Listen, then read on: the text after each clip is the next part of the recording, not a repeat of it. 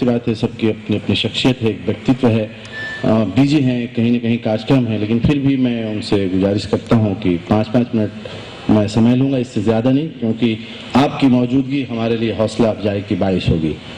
तो हमारे बीच में इंसानियत के खिदमत गुजार बहुत बड़े हिंदुस्तान ही नहीं बैरूनी मुल्कों में भी काम कर रहे हैं और हमारे इस मुल्क की नुमाइंदगी करते हैं, स्वामी अग्निवेश साहब ये कहते हुए हमारे बीच में आए हैं कि दर पे आया हूं तुम्हारे मैं सवाली बनकर, दीप बनकर तो कभी पूजे की थाली बनकर, ईद के दिन तुम मुझसे मिलने आ जाना, मैं भी आऊंगा तुम्हारे घर में दिवाली बनकर। तालियों से इस्तकबाल करें स्वामी अग्निवेश साहब।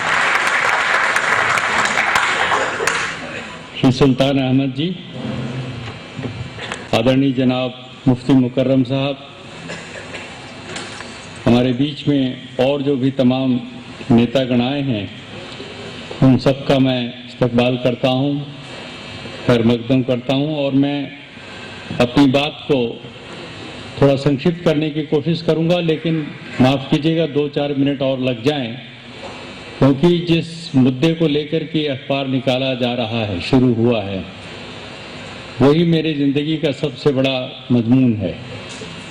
40 साल हो गए मैं इन्हीं सवालों को लेकर के ज़िंदगी की एक एक सांस मैंने इस काम के लिए लगा रखी है कि वर्ल्ड के लेवल पर, दुनिया के लेवल पर जो सबसे बड़ी तंजीम है इस काम के लिए, United Nations human rights commission, उसके तहत मैं 9 साल तक चेयरमैन रहा UN trust fund on contemporary forms of slavery का। गुलामी के खिलाफ UNO में जो कमेटी बनी है उसका मैं चेयरमैन था, जिनेवा में ह्यूमन राइट्स कमीशन में। और अभी भी 15 दिन पहले मैं ह्यूमन राइट्स काउंसिल की मीटिंग में बोल करके जिनेवा से लौटा। मैं वहां जब भी जाता बोर्ड के मीटिंग के लिए तो मुझे बहुत शर्मिंदगी महसूस होती थी। और वो किस बात से? दुनिया में जिसको हम गुलामी कहते हैं, बंधुआ मजदूरी कहते हैं, बाल मजदूरी कहते हैं, उसकी तमाम घटनाएं जब दुनिया के हर मुल्क से आती हमारे सामने, तो ये देख करके सिर शर्म से झुक जाता था कि मेरे अपने भारत का नाम सबसे ऊपर होता था। दुनिया में सबसे ज्यादा गुलाम, जिनको आजकल के हालात में गुलाम कहते हैं, वो कहाँ पाए जाते हैं? तो भारत में पाए जाते हैं। 1980-81 से लगातार इस बात से लड़ते लड़ते सुप्रीम कोर्ट का बहुत बड़ा एक ऐतिहासिक फैसला जस्टिस PN भगवती का, वो हमारे पक्ष में, और उन सारे फैसलों के बावजूद 1983 की 16 दिसंबर का फैसला इस मुद्दे के ऊपर, लेकिन आज तक वो फैसला लागू नहीं हुआ। यहाँ दिल्ली से थोड़ा दूर चलेंगे तो आपको फरीदाबाद के पास पत्थर की खदानों का वो नज़ारा दिखाई पड़ेगा, जहाँ हजारों लाखों की संख्या में लोग बंधुआ मजदूरी की लानत झेल रहे हैं। देश के मुख्तलिफ हिस्सों से उजड़ उजड़ करके लोग रोजी रोटी कमाने के लिए भाग रहे हैं, इधर से उधर भाग रहे हैं, और उनका शोषण हो रहा है, उनका एक्सप्लॉयटेशन हो रहा है, उनके साथ ज्यादतियां हो रही है, उनकी बहु बेटियों से बलात्कार हो रहा है, और सब कुछ हुकूमतों के नाक के नीचे हो रहा है। कानून बना करके अलमारियों में सजा करके रखा हुआ है, उनके ऊपर अमल नहीं हो रहा है।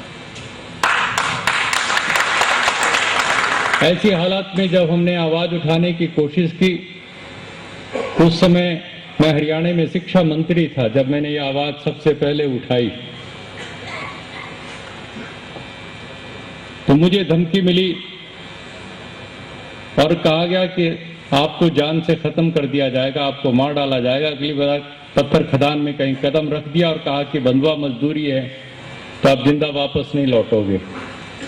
मैं बड़ा हैरान हुआ, मुझे धमकी दी जा रही है। और फिर उसका नतीजा ये हुआ, मुझे इस्तीफा देकर के अलग होना पड़ा। जब मैंने काम जारी रखा तो मेरे खिलाफ एक झूठे मर्डर का मुकदमा दर्ज हो गया, झूठा, कि मैंने फरीदाबाद के एक उद्योगपति के ऊपर बम फेंका था। उस समय से 2 साल पहले पुलिस को उसकी तलाश थी, वो नहीं मिल रहा था। अब उनको अचानक पता लगा कि वो बम फेंकने वाला अग्निवेश। मैंने यही हिमाकत की थी कि पत्थर खदानों से बेचारे उन गुलामों को छुड़ाया, लेकिन इतनी बात के ऊपर अखबारों में रिपोर्टें छपी, सारी उनकी तस्वीरें छपी उन गुलामों की, तो हमारे हुक्मरान इतने नाराज, इतने खफा हुए कि उन्होंने मेरे खिलाफ झूठा मुकदमा गढ़ दिया। मुझे अंडरग्राउंड होना पड़ा, दिल्ली के हाई कोर्ट से एंटीसिपेटरी बेल लेनी पड़ी और 8 महीने मुकदमा लड़ने के बाद फिर उसके बाद मैं बाइज्जत बरी हुआ। ये मेरी एक छोटी सी दास्तान मैंने बताई आपको, एक कहानी बताई कि किस तरीके से अपने ही मुल्क में, अपने ही पार्लियामेंट, अपने ही सरकारों के द्वारा बनाए हुए कानूनों को हम खुद तोड़ते हैं और उन कानूनों को लागू करने के लिए यदि आप आवाज उठाएं तो आपको कहा जाता है कि आप नक्सलवादी हैं, आप माओवादी हैं, आप मर्डर के अपराधी हैं और इस प्रकार से आपको फंसाने की कोशिश की जाती है। मेरे बहुत अच्छे दोस्त मध्य प्रदेश के फैजल सिंह जी जानते हैं उनको, आज वो नहीं हमारे बीच में, शंकर गुआनियोगी, वो ऐसे ही गरीबों के बड़े मसीहा थे। उनको रात को सोते हुए 2 बजे रात को उनके कमरे में जाकर के गोली मार दी गई, मर गए, वो शहीद हो गए। ऐसे न जाने कितने कितने लोग हैं जो मानव अधिकारों के लिए लड़ रहे हैं और बहुत से जो शहीद हो चुके, बहुत से गुमनाम भी ऐसे लोग हैं। इस हालात में, ऐसे हालात में जमशेद आलम को, इस चौधरी को पता नहीं कहां से ये फितूर सूझा कि मैं अंतर्राष्ट्रीय मानवाधिकार पर अखबार निकालूं। मैं इसको सिवाय पागलपन के कुछ नहीं कहता, लेकिन इस पागलपन के लिए मैं आपको दाद देता हूं। जमशेद भाई, आपकी हिम्मत बनी रहनी चाहिए। किसी भी तरह की मुसीबत आए तो बंद नहीं होने देना, क्योंकि आप सचमुच में ये अखबार निकालते रहेंगे। मुझे पता नहीं हफ्ता, 10 दिन, 20 दिन, 1 महीना, 2 महीना, बहुत जल्दी से जल्दी आपके खिलाफ भी ये हुकूमतें जो हैं कहर बर्पा करेंगी। आप ऐसा मत समझो इतना आसान खेल है। आपने बड़े बड़े नेताओं को बुला लिया और सोचा कि उद्घाटन पे ये सब आ जाएंगे तो अखबार खूब बढ़िया चमक जाएगा। अव्वल तो अखबार आजकल निकालने का मतलब है, जब तक आप इसमें नंगी औरतों की तस्वीरें नहीं छापते तब तक आजकल कोई अखबार चल नहीं रहा। ये सारे अखबार जो बड़े बड़े निकल रहे हैं, आप उनको अखबार कहेंगे या नंगापन का एक अखबार वो कहेंगे? क्या कहेंगे? देखिए, आप उनको देख सकते हैं, आप उनको घर में बैठ के पढ़ सकते हैं, आप उनको ऐसी ऐसी चीजें हैं। टेलीविजन चैनलों को आप खोल करके बैठ के माँ बहन बेटी के साथ देख सकते हैं आप। लेकिन यही आजकल के हमारे सब कुछ परोसा जा रहा है, सब कुछ परोसा जा रहा है, सब कुछ तहस नहस किया जा रहा है और हम बोल भी नहीं पा रहे हैं, सिसक भी नहीं पा रहे हैं। और एडवर्टीजमेंट और टेलीविजनों के लिए टीआरपी रह गया उनके पास और अखबारों के लिए एडवर्टीजमेंट। दफा दफा किया जाता है और जो मुकदमे चलते हैं उनमें से सरकार की अपनी रिपोर्ट है, मुश्किल से 4%, 100 में 4 लोगों को शायद कोई सजा होती है तो होती है, वरना बाकी सब बरी हो जाते हैं। और 25,000 के आंकड़े तो मैं पार्लियामेंट में दिए गए उस जवाब के हिसाब से बता रहा हूं। साल में 25,000 जितने आतंकवादियों के बम से मरते हैं उससे कई गुना ज्यादा हमारे देश में दहेज की आग में जला जला करके मारा जा रहा है। कहां है कोई अखबार? मैं इसके लिए पूछना चाहता हूं।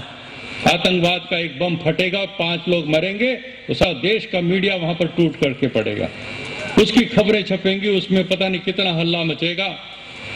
लेकिन मेरी बहन को, मेरी बेटी को जिंदा जला दिया जाता, उसके अपने ससुराल में पकड़ के, और कोई खबर किसी कोने में भी नहीं छप पाती। बड़ा दर्द है।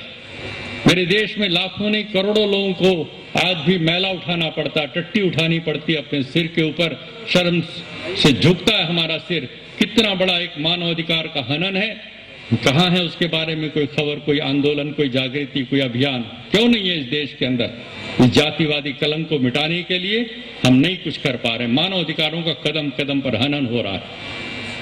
बच्चों को जिनको पढ़ना चाहिए था, जिनके हाथ में कलम कागज होना चाहिए था, आज वो हथियार लेकर के, कुछ औजार लेकर के मजदूरी कर रहे हैं।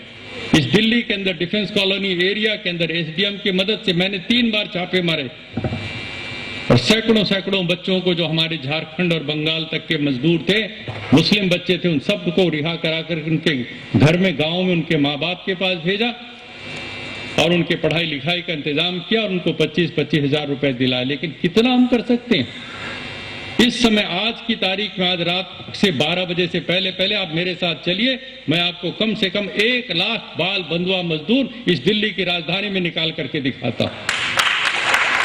1 लाख बाल बंधुआ मजदूर हैं इस समय हैं। और कॉमनवेल्थ गेम्स होंगे, खेलों के ऊपर 15,000 करोड़ के 50,000 करोड़ रुपए पता नहीं कितने खर्च होंगे, लेकिन वो बाल मजदूर वहां पर उसी तरह सिसक करके दम तोड़ते रहेंगे। है हमारे अंदर, दिल के अंदर वो ताकत, ये कहने का, ये हमें स्वीकार नहीं है, हमें बर्दाश्त नहीं है। यदि हम लोग सचमुच में मानवाधिकारों के लिए खड़ा होना चाहते हैं तो हम जिस बच्चे का आज अधिकार छीना जा रहा है, हम उसकी जात नहीं पूछेंगे, हम उसका धर्म और मजहब नहीं पूछेंगे, हम उसकी आवाज बनेंगे, क्योंकि वो खुद बेजुबान है, वो बेआवाज है। और ये मादा हमारे अंदर होगा, इस अखबार के अंदर होगा, तो मुझे पूरा विश्वास है ये मामूली अखबार नहीं, ये अखबार मैं समझता हूं जैसे किसी गीता और कुरान की इज्जत होती है, जिस प्रकार से कोई बाइबल की कीमत होती है, उस इज्जत से लोग इसको देखेंगे कि ये एक रूहानी आवाज बन करके सामने आएगा। और इसलिए मैं जानता हूं बहुत जोखिम है, लेकिन खुदा परमात्मा अल्लाह ताला ईश्वर आपको पूरी ताकत दे, हम सब आपके साथ हैं। मेरे जैसे एक सिपाही को आप कोई मौका देंगे, मैं आपके साथ खड़ा रहूंगा जहां कहीं भी आप कहेंगे। लेकिन इसमें बात यही है, आप सब लोग भी जो आए हैं यहाँ पर, ताली भी बजा रहे हैं, खुश भी हो रहे हैं, लेकिन आप सबको जिम्मेदारी लेनी पड़ेगी। जिम्मेदारी लेकर के जाइए कि इस अखबार के सदस्य बनेंगे, इसको खरीदेंगे, इसकी मदद कराएंगे और इसमें खबरें भी ऐसी ऐसी छापेंगे कि जिनको सुबह पढ़ करके हमारे हुकूमत की कुर्सियों पर बैठे हुए बड़े बड़े लोग, उनको पसीना आने लगे कि अरे बाप रे, हमारी तो पोल खोल दी इन्होंने। एनकाउंटर तो 2-4 होते हैं कहीं कहीं पर, लेकिन रोज के हिसाब से मैं आपको ऐसी ऐसी बातें बताऊंगा कि आप दंग रह जाएंगे। ये ठीक है कि हमें बहुत गिला है उन लोगों से, अमेरिका से और दूसरे देशों से, वो हमें जब सबक सिखाते हैं, हम नहीं मानते उसको। मैंने खुद जाकर के अमेरिका में कहा है कि तुम कौन होते हमें ह्यूमन राइट्स का सबक देने वाले? सबसे ज्यादा गुनाहगार तुम हो। दुनिया भर के अंदर सबसे ज्यादा मौत के सौदागर, सबसे बड़ा कोई सौदागर है तो वो अमेरिका है, क्योंकि सबसे ज्यादा लोगों को कत्लो गारत करने का सामान उसने इकट्ठा कर रखा है, सबसे ज्यादा न्यूक्लियर बम उसके पास है। लेकिन हम उनको कुछ भी कहते रहेंगे, उससे हमारी हालत कोई सुधर नहीं जाएगी। हमें अपनी हालत सुधारनी है और सुधारने के लिए आवाज चाहिए। आवाज दूसरे, आजकल का जो इस्टेब्लिश्ड मीडिया जिसको हम कहते हैं, न टीवी चैनल आजकल इन चीजों को उठाने के लिए तैयार, और न हमारे बड़े बड़े अखबार, और खास करके अंग्रेजी के अखबार, वो तो बहुत ही मुश्किल, उनके अंदर किसी कोने में कोई छोटी सी जगह मिल जाए तो मिल जाए, वरना इन सवालों पर मिलती नहीं जगह। आपकी हिम्मत को दाद देते हुए जमशेद भाई, आप हमें बताइए हम आपकी क्या खिदमत करें, और मिल करके हम लोग इसको चलाएंगे और इसे कामयाब बनाएंगे। शुक्रिया आप सबका। खुदा हाफिज।